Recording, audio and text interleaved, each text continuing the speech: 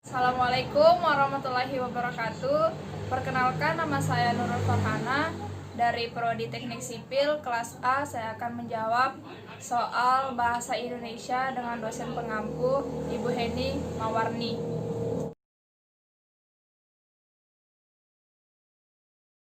Kalimat arbitrer atau sewenang-wenang atau berubah-ubah yang dimaksud adalah bahwa tidak ada hubungan yang wajib antara lambang dengan pengertian yang dilambangkan. Contohnya seperti kuda, yaitu binatang yang berkaki 4 dan biasa dikendarai. Yang kedua, kalimat sistematis adalah kalimat yang berpola subjek, predikat, objek. Contohnya seperti ibu pergi ke pasar.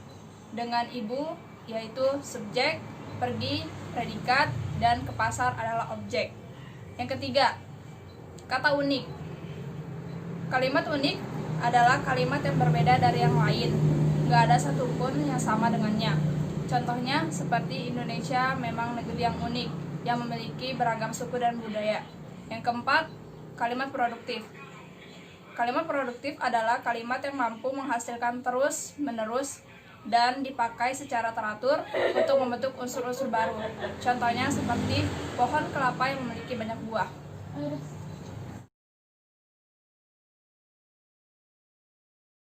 Jawaban nomor 2. Bahasa Melayu disebut sebagai bahasa cikal bakal bahasa Indonesia karena bahasa ini sudah menjadi lingua franca atau bahasa pengantar di wilayah Indonesia dan Asia Tenggara sejak ribuan tahun yang lalu.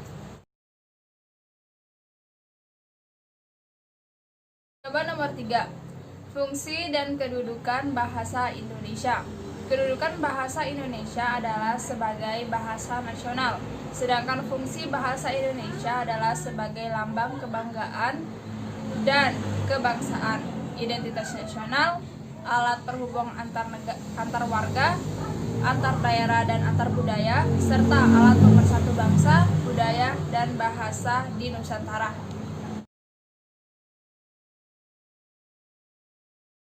Jawaban nomor 4. Perbedaan makna, konotasi, dan denotasi.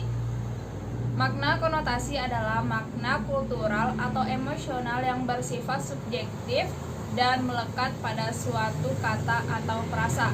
Sedangkan makna denotasi adalah makna ekspresif dan harfiah dari suatu kata atau frasa.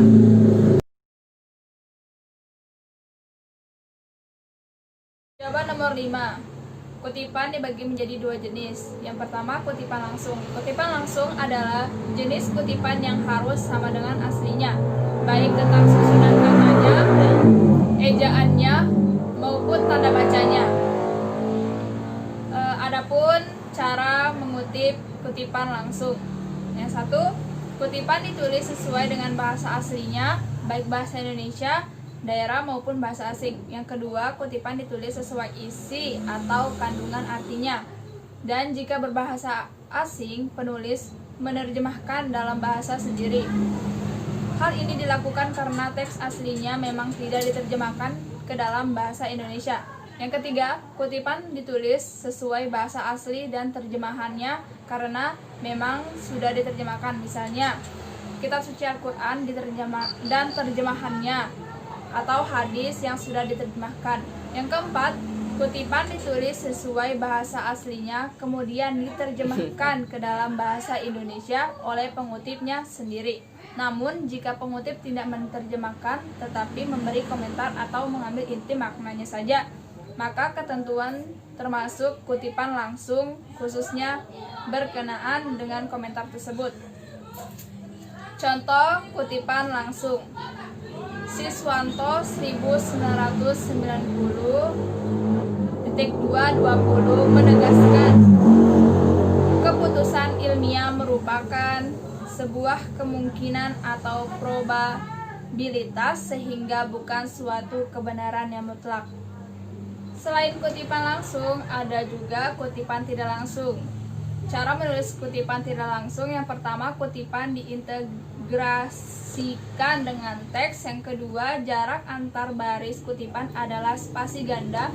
Yang ketiga, kutipan tidak diapit dengan tanda kutip atau petik dua setelah kutipan ditulis sumber kutipan. Contohnya, Michel Du 2016.2.27 berpendapat bahwa kecerdasan buatan merupakan sebuah sistem yang di dalamnya terdapat entitas ilmiah yang berfungsi untuk memproses data eksternal secara cepat dan akurat. Penulisan daftar pustaka itu ada 3. Yang pertama itu penulisan daftar pustaka dari buku. Yang kedua, penulisan daftar pustaka dari artikel dalam jurnal, koran, ataupun majalah. Yang ketiga, penulisan daftar pustaka dari internet. Saya akan menjelaskan penulisan daftar pustaka dari artikel dalam jurnal, koran, ataupun majalah. Cara menulis daftar pustaka dari artikel dalam jurnal, koran, dan atau majalah. Yang pertama itu nama, judul.